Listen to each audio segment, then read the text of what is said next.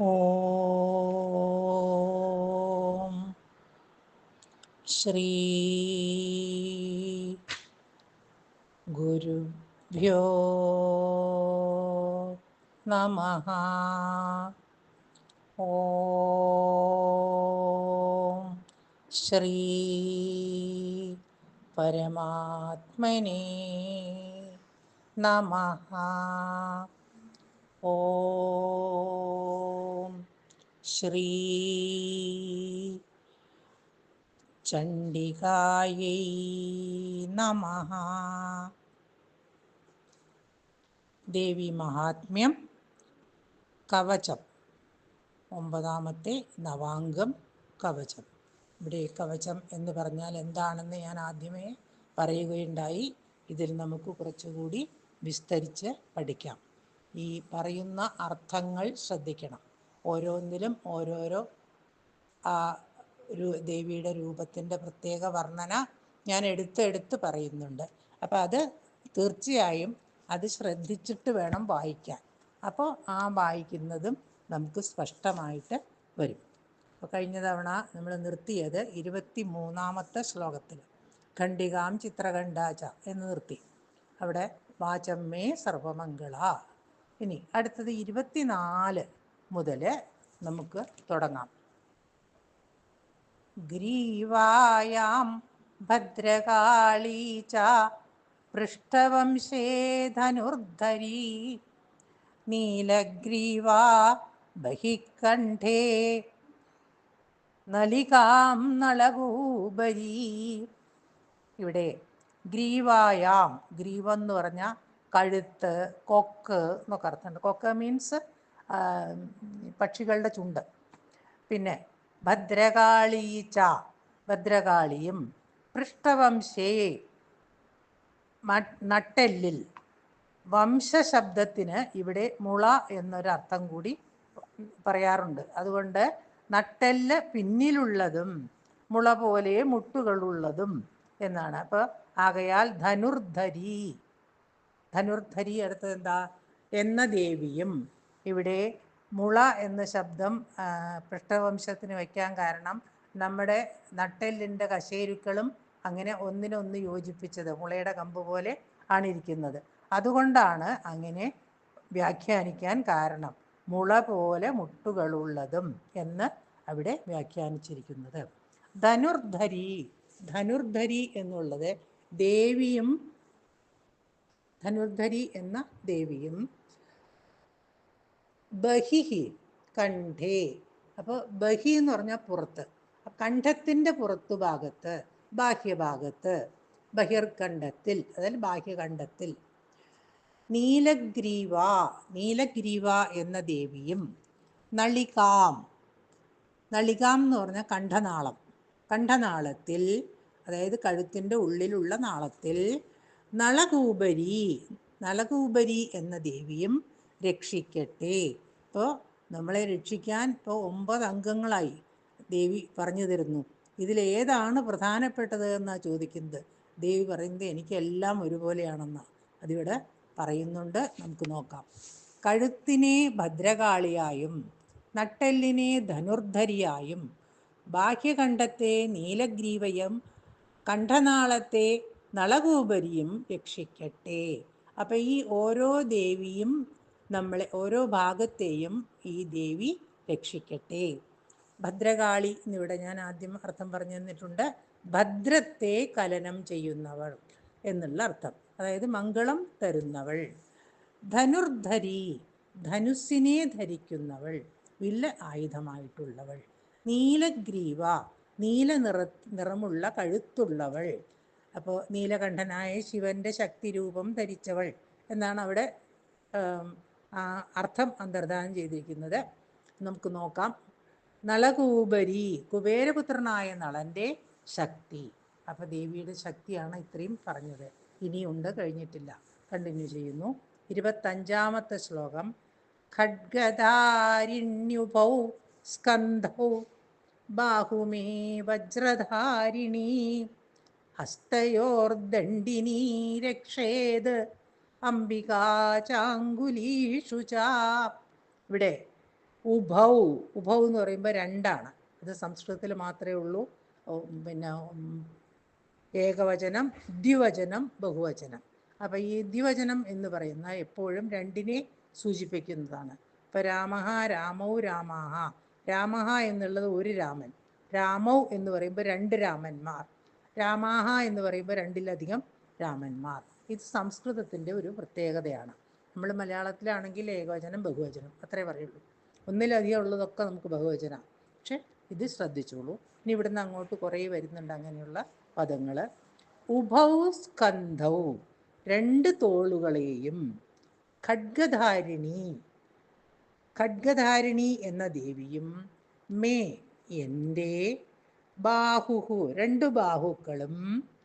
ഇവിടെ വജ്രധാരിണി, വജ്രധാരിണി എന്ന ദേവിയും. ഹസ്തയോ, രണ്ട് ഹസ്തങ്ങളിൽ. ദണ്ഡിനി, ദണ്ഡിനി ദേവിയും. അങ്കുലീഷു, കൈവിരലുകളിൽ. അംബികാച്ച, അംബികയും. രക്ഷേത്, രക്ഷിക്കട്ടെ. എൻ്റെ രണ്ട് തോളുകളും ഖഡ്ഗധാരിണിയും, ബാഹുക്കളെ വജ്രധാരിണിയും, ഹസ്തങ്ങളെ ദണ്ഡിനിയും, കൈവിരലുകളെ അംബികയും രക്ഷിക്കട്ടെ. തോള് തൊട്ട് കൈമുട്ട് വരെയുള്ള ഭാഗത്തിനാണ് ബാഹു എന്ന് പറയുന്നത്. എന്നും കൂർപ്പരം, കൈമുട്ട് എന്ന് പറയാറുണ്ട്. തൊട്ട് വിരലുകൾ വരെയുള്ള ഭാഗത്തിനാണ് ഹസ്തം എന്ന് പറയുന്നത്. കൂർപ്പരം എന്ന് പറഞ്ഞാൽ കൈമുട്ട്. ഖഡ്ഗധാരിണി, ഖഡ്ഗം ആയുധമായുള്ള വൈഷ്ണവി ശക്തി. വജ്രധാരിണി, വജ്രം ആയുധമായുള്ളവൾ. ഇന്ദ്രശക്തി, ദണ്ഡിനി. ദണ്ഡം ആയുധമായിട്ടുള്ളവൾ. വരാഹി, വാരാഹി ശക്തി. അപ്പം ഇവിടെ ഇത്രയും ശക്തികളോടുകൂടി എന്നെ രക്ഷിക്കട്ടെ. ഈ ശക്തികളെല്ലാം ഉള്ള ദേവി എന്നെ രക്ഷിക്കട്ടെ. അപ്പോൾ ഓരോ ഭാഗം കൊണ്ടും ദേവി നമ്മളെ രക്ഷിക്കണം എന്ന് പറഞ്ഞുകൊണ്ട് പോവാണ്. ഇനി അടുത്തത് 26ാമത്തെ ശ്ലോകം. നഖാൻ ശൂലേശ്വരീ രക്ഷേത്, കക്ഷൗ രക്ഷയൻ അന്നലേശ്വരി, രക്ഷേന്നളേശ്വരി. ഒന്നുകൂടെ വായിക്കാം. നഖാൻ ശൂലേശ്വരീ രക്ഷേത്, കക്ഷൗ രക്ഷേന്നളേശ്വരി, സ്ഥനൗ രക്ഷയൻ മഹാലക്ഷ്മീ, മനഃശോകവിനാശിനി. നഖാൻ, നഖങ്ങളെ. ശൂലേശ്വരി, നഖാൻ ശൂലേശ്വരി.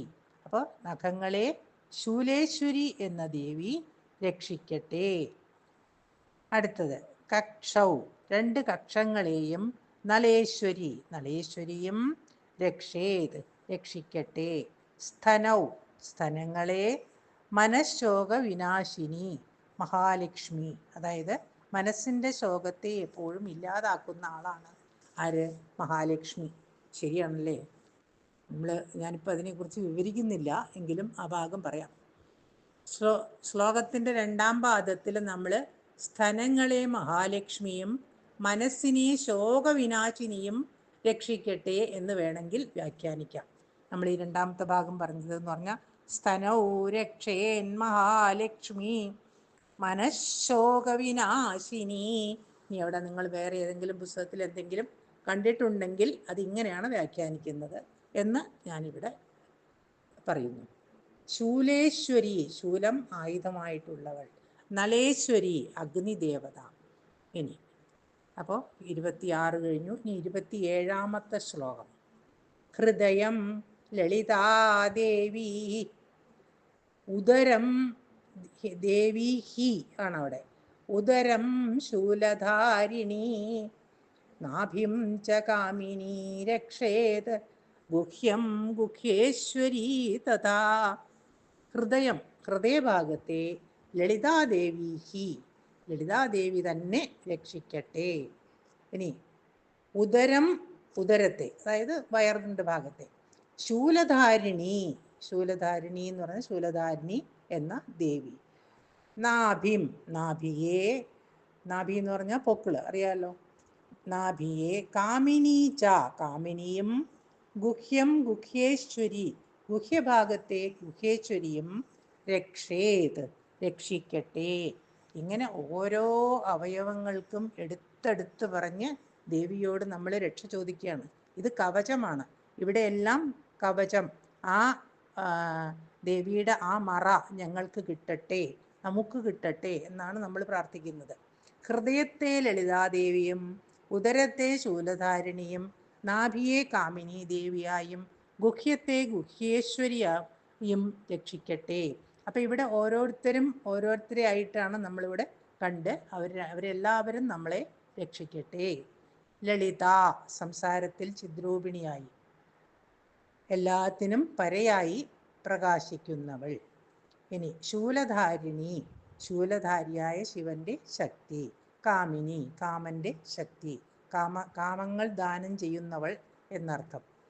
അടുത്തത് ഗുഹ്യേശ്വരി, ഗുപ്തമന്ത്രരൂപം ധരിച്ചവൾ. അവിടെ ഗുഹ്യം നമ്മൾ പറയാറുണ്ട്, ഇതം മന്ത്രം ഗുഹ്യം എന്ന് പറയാറുണ്ട്. അപ്പോൾ ഗുപ്തമന്ത്രം എന്ന് പറഞ്ഞാൽ എന്താണ്? ദേവീപീഠത്തിൻ്റെ അധിഷ്ഠാന ദേവിയുടെ പേരും ഗുഹ്യേശ്വരി എന്നാണ്. അതായത് നേപ്പാളിലുള്ള ദേവീപീഠം. ഗുഹ്യേശ്വരി എന്ന് പറയുമ്പോൾ ഗുപ്തമന്ത്ര രൂപം ധരിച്ചവൾ. നേപ്പാളിലുള്ള ദേവീപീഠത്തിൻ്റെ അധിഷ്ഠാന ദേവിയുടെ പേരും ഗുഹേശ്വരി എന്നാണ്. അങ്ങനെയാണ് ഒരു സങ്കല്പം പറയുന്നത്. ഇനി അടുത്തത് 28ാമത്തെ.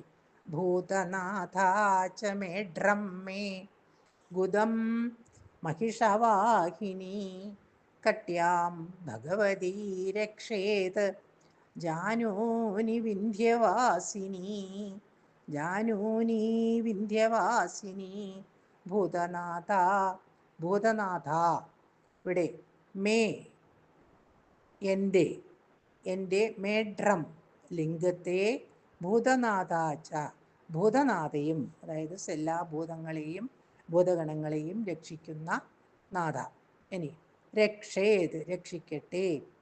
ഗുദം ഗുദത്തെ മഹിഷവാഹിനി മഹിഷവാഹിനിയും കട്യാം കടിപ്രദേശത്തെ ഭഗവതി ഭഗവതിയും ജാനൂനി രണ്ട് ജാനുക്കളെ, ജാനു എന്ന് പറഞ്ഞാൽ കാൽമുട്ടുകൾ എന്ന് പറയാം, അതല്ലെങ്കിൽ തുട എന്നും പറയാം.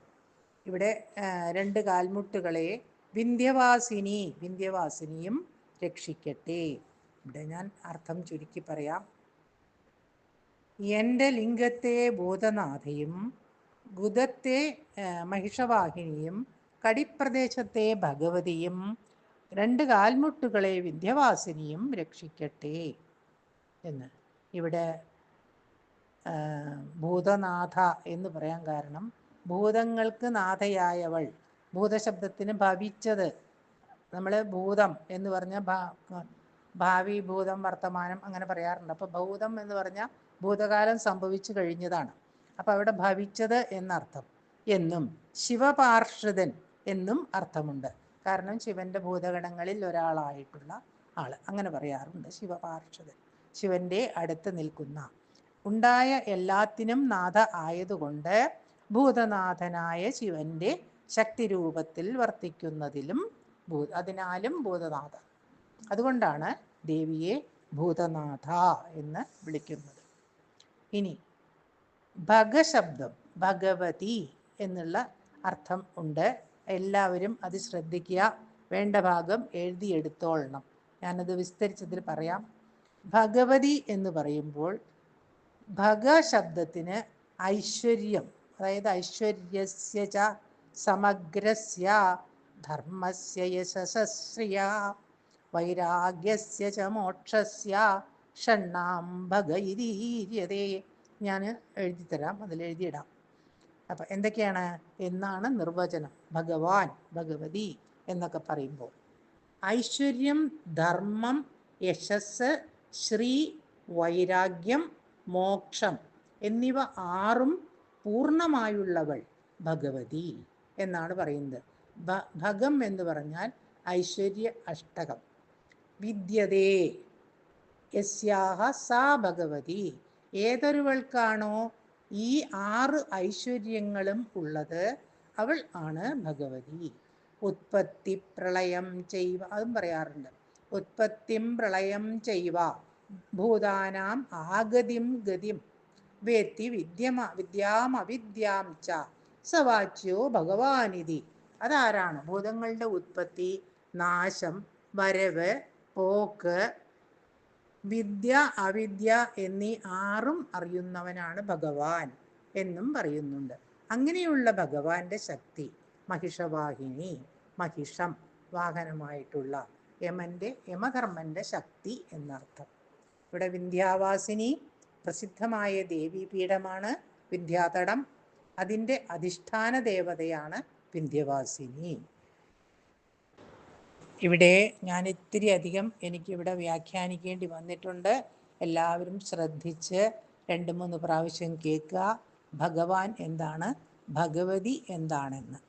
അടുത്തത് ഇനി 29ാമത്തെ ശ്ലോകത്തിൽ ജംഘേ മഹാബല പ്രോക്ത ജാനുമധ്യേ വിനായകി ഗുൽഫയോർനാരസിംഹീ ച പാദപൃഷ്ഠേ മിതൗജസി. ഇവിടെ ജംഘേ, ജംഘം എന്ന് പറഞ്ഞാൽ കണങ്കാല്. നമ്മൾ ഞാൻ ഇതിനു മുമ്പ് ദേവിയുടെ വിവരണം പറഞ്ഞിട്ടുണ്ട്. കണങ്കാലിൽ നമസ്കരിക്കുന്നു എന്ന് പറഞ്ഞിട്ടുണ്ട്. അപ്പോൾ അവിടെയും ദേവിയുടെ സൗന്ദര്യം വർണ്ണിച്ചിട്ടുണ്ട്. അപ്പം ഇവിടെ ജംഘേ കണങ്കാലിൽ, മഹാബല പ്രോക്ത മഹാബല എന്ന് പറയപ്പെടുന്ന ദേവിയും, ജാനുമധ്യേ കാൽമുട്ടുകളുടെ മധ്യത്തിൽ, വിനായകിയും, ഗുൽഫയോഹോ 2 ഞെരിയാണി, കാലിൻ്റെ ഞെരിയാണിയില്ലേ, 2 ഞെരിയാണികളിൽ, നാരസിംഹിയും പാദപൃഷ്ഠേ പാദത്തിൻ്റെ പിൻഭാഗത്ത്, അതായത് പുറങ്കാലുകളിൽ, അമിത ഔജസിയും രക്ഷിക്കട്ടെ. ഇവിടെ കണങ്കാലുകളെ മഹാബല എന്ന് പറയപ്പെടുന്ന ദേവിയും, കാൽമുട്ടുകളുടെ മധ്യത്തെ വിനായകിയും, 2 ഞെരിയാണികളെ നാരസിംഹിയും, പുറങ്കാലുകളെ അമിതൗജസിയും രക്ഷിക്കട്ടെ. മഹാബല എന്ന് പറഞ്ഞാൽ 33 തത്വവ്യൂഹങ്ങളോട് കൂടിയവൾ. തന്ത്രശാസ്ത്രത്തിൽ ഇവിടെ പറയപ്പെട്ടവളാകയാൽ പ്രോക്ത പറഞ്ഞു കഴിഞ്ഞു എന്നുള്ള അർത്ഥം എന്ന് പ്രയോഗം. വിനായകി എന്ന് പറഞ്ഞ ജനങ്ങളെ നീതിമാർഗത്തിൽ വിശേഷേണ നയിക്കുന്ന ദേവി വിനായകി. വിനായകനായ ഗണേശന്റെ ശക്തി രൂപത്തിൽ സ്ഥിതി ചെയ്യുന്നവൾ എന്നും, വിനായക ശബ്ദത്തിന് ഗരുഡൻ എന്നും അർത്ഥം കൽപ്പിച്ച് ഗരുഡശക്തി എന്നും വ്യാഖ്യാനിച്ച് കാണുന്നു. ഇത് ഓരോ പുസ്തകത്തിൽ ഓരോ തരത്തിലായിരിക്കും. അതുകൊണ്ടാണ് ഞാൻ നിങ്ങൾക്ക് ഈ 3-4 അർത്ഥവും പറഞ്ഞു തരുന്നത്. നാരസിംഹി, നരസിംഹമൂർത്തിയുടെ ശക്തി നാരസിംഹി. ഇനി അടുത്തത് 30ാമത്തെ ശ്ലോകം. പാദാംഗുലീഹി ശ്രീധരീച പാദാധസ്ഥലവാസിനി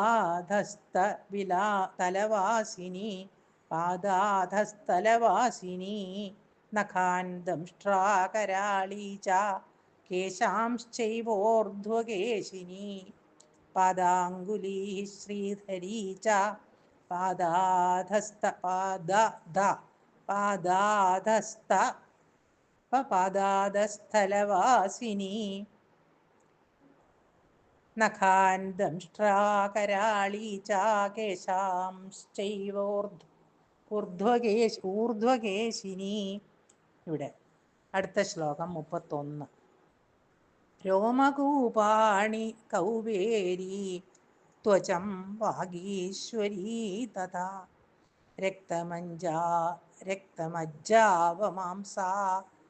മാംസാന്യ സ്ഥിമാം മേധാംസി പാർവതി. രോമകൂപാണി കൗബേരീ ത്വചം വാഗീശ്വരീ തഥാ രക്തമജ്ജാവസാ മാംസാന്യസ്ഥി മേധാംസി പാർവതി. അടുത്തത് 37. ആന്ധ്രാണി കാളരാത്രി തു ചിത്തം ച മകുടേശ്വരി പത്മാവതി പത്മകോശേ കഫേ ചൂടാമണിസ്തദാ. 33. ജ്വാലാമുഖീ നഖജ്വാലാ ജ്വാലാം അഭേദ്യ സർവസന്ധിഷു ശുക്രം ബ്രഹ്മാണി മേ രക്ഷേത് ഛായാം ഛത്രേശ്വരീ തഥാ. അപ്പം ഇവിടെ 29, 30, 31, 32, അത് 30, 31, 30, 31, 32, 4 ശ്ലോകങ്ങളുടെ ഒരുമിച്ചിട്ടുള്ള അർത്ഥം ആണ് പറയുന്നത്. ഞാൻ ഇന്ന് ഈ 9ാമത്തെ കവചം തീർക്കണം എന്ന് വിചാരിച്ചിട്ടാണ്. പാദാങ്കുലി കാൽവിരലുകൾ, ശ്രീധരീച ശ്രീധരിയും, പാദാധഃ പാദത്തിൻ്റെ അധോഭാഗത്തിലുള്ള ഉള്ളംകാലിൽ, തലവാസിനി തലവാസിനി എന്ന് പറഞ്ഞാൽ തലവാസിനിയും. ഈ പറഞ്ഞുതരാം ഭൂതലം എങ്ങനെയാണ് അത് വന്നത് എന്നുള്ളത്.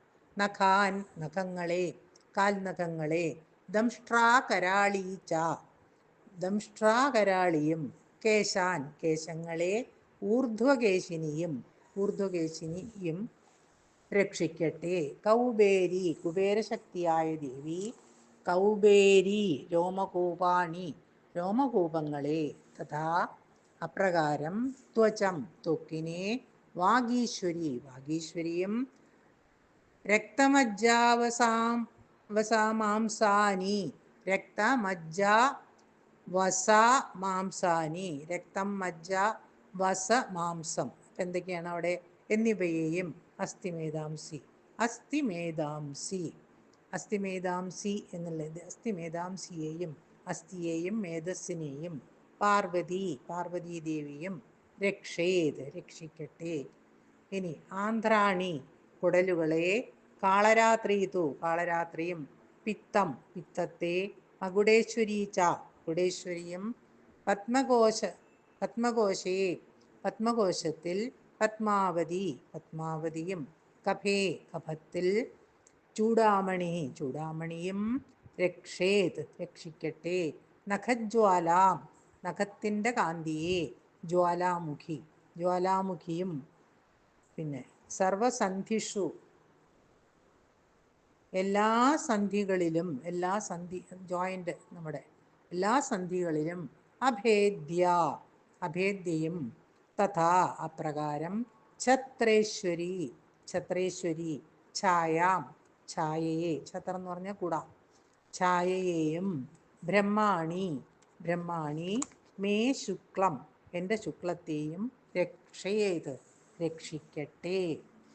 ഇവിടെ എൻ്റെ കാൽവിരലുകളെ ശ്രീധരിയും, ഉള്ളംകാലിനെ തലവാസിനിയും, നഖങ്ങളെ ദംഷ്ട്രകരാളിയും, കേശങ്ങളെ ഊർധ്വകേശിനിയും, രോമകൂപങ്ങളെ കൗബേരിയും, ത്വക്കിനെ വാഗീശ്വരിയും, രക്തം മജ്ജ വസമാംസം അസ്ഥി മേധസ് എന്നിവയെ പാർവതീദേവിയും രക്ഷിക്കട്ടെ.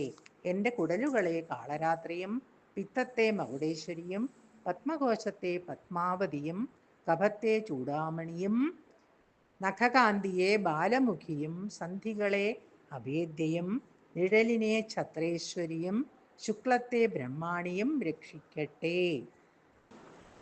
ശ്ലോകം 34. അഹങ്കാരം അഹങ്കാരം മനോബുദ്ധി ബുദ്ധിം രക്ഷേന്മേ ധർമ്മചാരിണി, പ്രാണാപാനോ തഥാ വ്യാനം സമാനോദാനമേവ ച, യശഃകീർത്തിം ച ലക്ഷ്മീം ച സദാ രക്ഷതു ചക്രിണി, ഗോത്രമിന്ദ്രാണി മേ ച രക്ഷേത്, പശൂന്മേ രക്ഷ ചണ്ഡികേ, പുത്രാൻ രക്ഷേൻ മഹാലക്ഷ്മീ, ഭാര്യാം രക്ഷതു ഭൈരവി, മാർഗം ക്ഷേമകരീ രക്ഷേത്, വിജയാ സർവദസ്ഥിതാ, രക്ഷാഹീനം തു യത് സ്ഥാനം വർജിതം കവചേന തു, തത്സർവം രക്ഷമേ ദേവി ജയന്തി പാപനാശിനി.